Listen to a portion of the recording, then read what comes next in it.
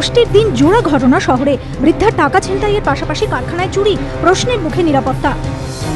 বৃহস্পতিবার দুপুর 2টো স্থানীয় একটি রাষ্ট্রায়ত্ত ব্যাংকের শাখা থেকে টাকা তুলে ফিরছিলেন রামগড়ের বাসিন্দা এই বৃদ্ধা। অভিযোগ, মুকুল বসু স্কুলের কাছাকাছি এলে তার হাত থেকে টাকা ভর্তি ব্যাগ কেড়ে নেওয়ার চেষ্টা করে এক অপরিচিত যুবক। বাধা দিতে গিয়ে রাস্তায় পড়ে যান বৃদ্ধা।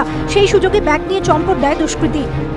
পেছন থেকে শাড়িটা টেনে ধরেছে, আঁচলটা টেনে ধরেছে, বুঝতে পারছিলাম না। তারপর আমি চলে আসছি, ও টানছে, আমি পড়ে গেছি রাস্তায়, ব্যথা করছে।